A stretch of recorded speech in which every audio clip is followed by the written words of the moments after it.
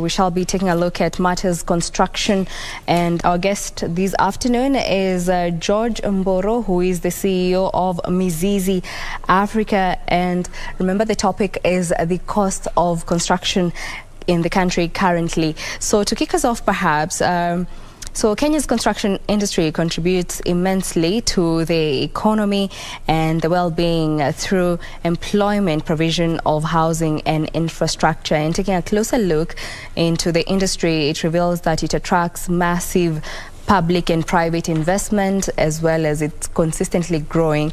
So, however, there are obstacles troubling the vital sector. Perhaps to kick us off, what are the troubles currently being faced in the construction industry that have attributed the high cost of construction in the country? Welcome, sir. Yeah, thank you very much. It's a pleasure to be here. Yes. All right. Now, as we proceed, perhaps what are the troubling issues that have resulted to the high cost of construction in the country? Yeah, thank you very much. And housing is a very critical part of our economy, and it has been identified to be one of the big four agendas in the Jubilee administration, including the others: agriculture, healthcare, food security, manufacturing, and also housing. And housing contributes immensely to the growth of our economy. And because, as you have correctly stated, it is not only about the houses, but it also creates employment to the people who are involved in construction, and also the professionals who are involved in construction, including architects, including engineers. And it's a very big sector that touches even on agriculture, because when people are working, they need to eat. When people have a source of livelihood, it reduces cases of insecurity.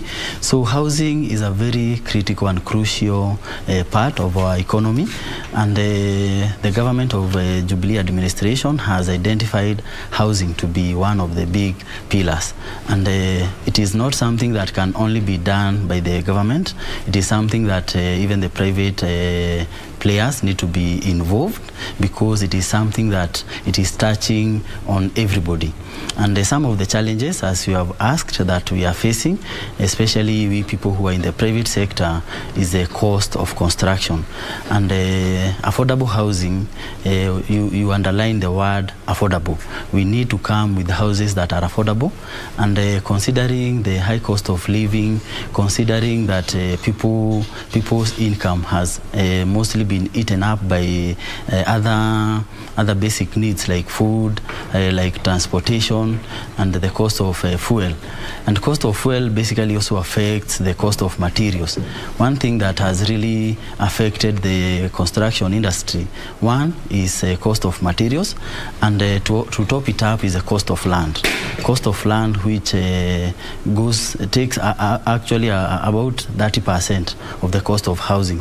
Cost of land has gone very high, and this is something, if it can be looked into, and we know the land is owned by the government, what I can encourage the government is to look at also the cost of land.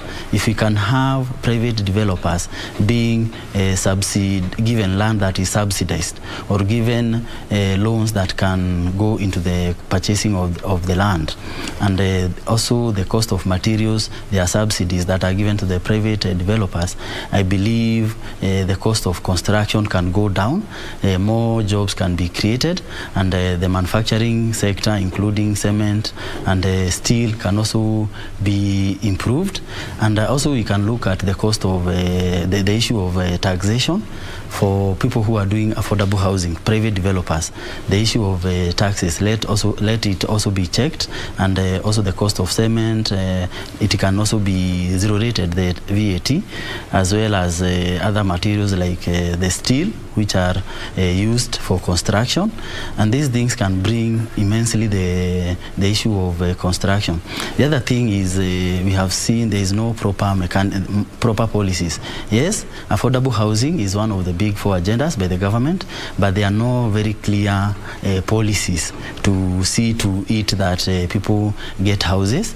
And we know with housing also there is the issue of money coming out of the other countries remittances. People are remitting money in a large scale because people also want to have something back at home, and we have also seen it is something that is also attracting foreign investors, and by that we get foreign direct investment, and that is something that can also give us foreign money, which will also make our dollar to stabilize. So there are so many issues that can be checked into and help our economy grow in large. Yeah. So when you mention the cost of materials has gone up, perhaps recently Mburu cement was among the companies that announced the increase of prices in its products between 2 to 10%. Sure. Perhaps if you could paint a picture of us of perhaps the cost of certain materials. You mentioned steel, perhaps how much is a kilo going for of steel, a bag of cement. Perhaps just help us understand how bad things are looking. Yeah, sure. Yeah, thank you very much. The cost of cement, for example, that we normally use in large scale has gone up from, we used to buy it at around 525, and at the moment it has gone to 625 to 600 to 700, around 700. That's around 100 to 150 increase. And that one, because we are using cement in large scale, you find it eats so much into the cost. The other issue you have asked is the cost of steel bars. Steel bars, previously we used to buy, let's say, a D8. A D8 was going for around 550, 580. Now it has gone up to 700, which is like a 30% increase, and that one is also eating into the same cost of construction. The other material is the cost of tiles, which are also used in when we are doing the finishings. They have also gone up. Previously we used to buy a packet from 650 to 700. Now it has gone up to 1,000, which is more than 30% also increase. So we have seen there is an increase in over 30% for the cost of construction, and also the cost of land, as I had mentioned, it has gone very high, because again it's a good thing that the government is doing the roads, but you find once a road has passed somewhere, the cost of that land appreciates, and because the land is not controlled, the price of land is not controlled, you find somewhere that has now become somewhere that can be constructed, the price of land also goes up by quite almost double. You find a land that was going for $1 million goes to 2 million and above, and the person who bears this burden is the end user, is the consumer, the person who needs that home, and we need more people who are not paying rent. Yeah, so if people are not paying rent, you will find even the rent will automatically go down, because the burden or that demand will reduce. When more people are having their own homes, the burden will reduce. And this also is contributed by the high cost of fuel. The high cost of fuel, as we have noted, it has gone up. At the moment, the cost of diesel is going for 140, and most of the materials that are used in most of the manufacturing use diesel, and also in the transportation. So diesel is also affecting the cost of these materials. So the cost of material, not only the prices themselves, but also the transportation. So for example, when we are transporting even materials that we normally get at the quarry, stones, sand, because of the transportation, it has also gone up to another 30%. So you find this issue of affordable housing, which is creating employment. When we look at the cost, we are not able to give as many as maybe the demand would require. All right. So when we look at the issue of the high cost of raw materials, perhaps how can manufacturers rather use innovation to address this issue? Sure. Yeah, thank you very much. The issue of using technology is very important, and we have seen our foreign partners who are interested in assisting us tackle this issue of construction, because it's something that is also dear to them. There are machines that are used, especially when manufacturing things like bricks. And these are machines that we have also identified. They are there, even with some of the ministries, like the infrastructure. There are those machineries which are used to make the bricks. And when we are able to make the bricks, maybe where you are doing the construction, we are able to reduce the cost of transportation. So what you need to transport maybe is the sand and the cement, and you're able to create those bricks. Another thing we have noted is there is those columns that are being manufactured. There are some machines that are manufacturing columns, so that when you are doing the slabs and also the hollow blocks, when you are doing the concreting of let's say the slab, you find that when these machines are encouraged to come in large scale, and we remove the issue of taxation, and they are encouraged to come in large scale, this is something that can also reduce the cost of our cost of materials, because when we manufacture these bricks, we are able to reduce the issue of transportation, logistics, and again, it will even increase the houses that we are putting out there, and it will also create more employment, and it will create more people who are used in the running of those machines.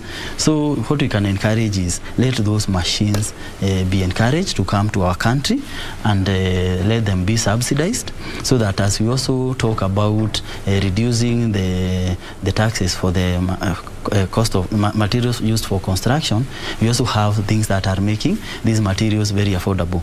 And for sure, if we encourage this one agenda of housing, agenda of housing that is in the Jubilee administration, it is going to create employment for the youth. It is going to create that opportunity for bringing those machinery. It is going to create a room for manufacturing industry. Yeah, so it is going to assist so much. So we are calling upon the government to touch on those two issues: the land, cost of land, and also the encourage those machineries that are used to make the construction bricks and such things. All right, then I understand that we've run out of time. Perhaps on your final remarks. Sure. Yeah, my final remarks is to appreciate the government for coming up with the affordable housing, and also call upon the people. This is something that can not only be done by the government alone.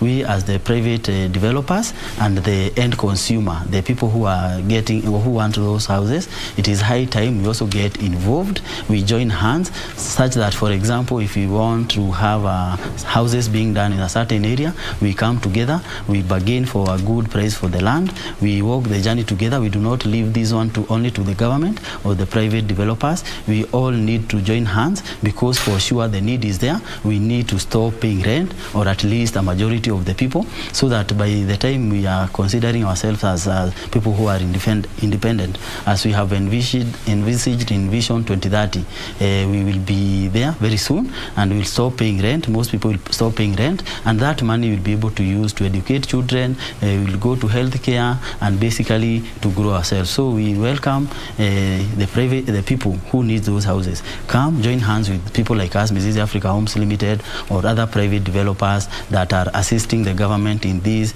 big four agendas. And by so doing, we are going to create businesses, we are going to create jobs, we are going to have remittances back at home, and basically we are going to grow our economy. Thank you, and may God bless.